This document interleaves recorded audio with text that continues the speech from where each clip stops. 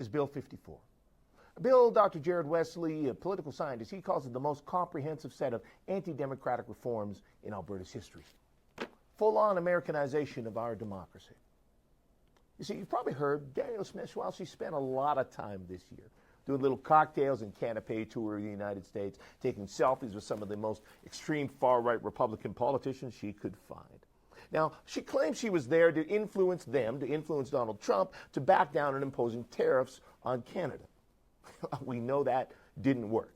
Tariffs are here. But maybe it's fair to ask if the influence was actually running the other way.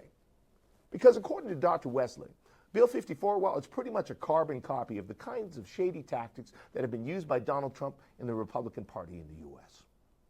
Let me break that down a bit. First of all, this bill follows the U.S. in forcing big money back into our politics by removing restrictions on corporate and union donations.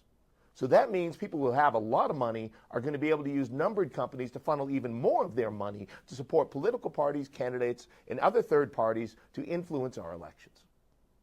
Kind of like how those American tech bros, Elon Musk, Jeff Bezos, Mark Zuckerberg, they spent all kinds of money to get Trump elected so they could get a bunch of favors in return. And well, how's that working out for the Americans? And if you think Danielle Smith is already doing a lot of favors for her corporate friends, private healthcare companies, folks in oil and gas now, well, just wait until this bill gets passed. And those companies get a free pass to funnel millions in dark money into backing and advertising for the UCP. Second, the bill bans vote tabulators, automatic vote counting machines. Now, this was right out of the Trump playbook.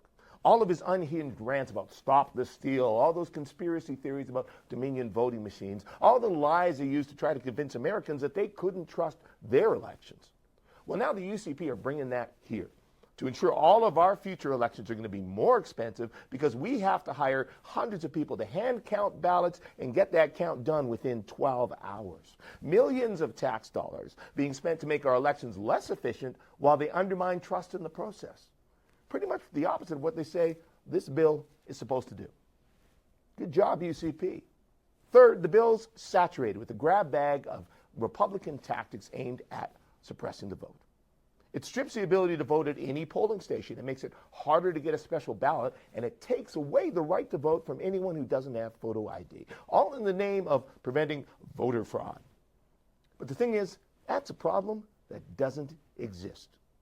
Elections Alberta reports that in the last 10 years, with millions of votes cast in dozens of elections across the province, there have been only 7 incidents of fraud. That's less than a fraction of a percent. But provisions like requiring photo ID, well, they disproportionately affect younger, older, Indigenous, racialized, disabled, rural, and low-income voters, groups that are less likely to have government-issued photo ID, making it harder for them to vote. Which is exactly what the Republicans and now it seems the UCP want. Less Albertans voting. To have the government choose their voters instead of voters choosing their government. Lastly, the bill makes it a whole lot easier for fringe groups to create chaos with endless referendums and recall votes.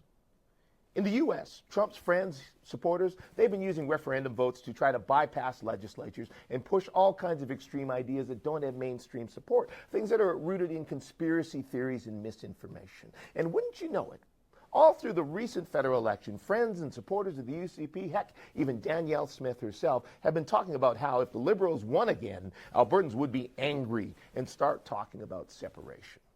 Now, the Premier has said that she won't call a vote on separation herself, but hey, if enough Albertans happen to sign a petition, well, they could force a referendum vote. Well, Bill 54 rolls out the red carpet for anyone who'd like to do that by cutting the number of signatures required to trigger a vote in half, and then giving the organizers an extra 30 days to collect them. So get ready for potentially vote after vote on things Albertans have already been clear they don't want, like an Alberta pension plan, a provincial police force, and yes, separation from Canada, all paid for with your tax dollars.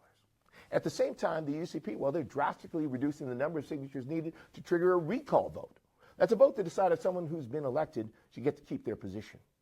Now, some might say that's a good way to hold officials accountable, and in Alberta, in theory, yes, it could be. But what we've seen in practice in the U.S. is that when it's easy to organize a recall vote, they get weaponized to try to intimidate elected officials over ideology, rather than issues of conduct and integrity. And again, it empowers fringe groups to use recall to create chaos over their pet issues and conspiracies. So to put all of this together, with Bill 54, the UCP are handing all those folks calling for Alberta separatism, who love Donald Trump and want to be a 51st state, who want to bring all the chaos we've been seeing south of the border here, all the tools they need to do it. And the UCP are following in Republicans' footsteps by flooding our elections with dark money from their corporate friends while making it even harder for everyday people to vote. American-style anti-democracy to stoke separatism to satisfy a small minority of Albertans, and the UCP hopes provide a much-needed distraction from the 7 investigations currently looking at allegations of corruption and kickback in private health care contracts and potentially more. So what can we do about it? Well, you can go to separatistsmith.ca and sign our petition to tell Daniel Smith to stop chasing separatism and get to work for Albertans. Second, you can write to Premier Smith and Justice Minister Mickey Amory and tell them to scrap Bill 54 because you don't want American-style elections in Alberta. Last, go to jaredwesley.ca and read his excellent post.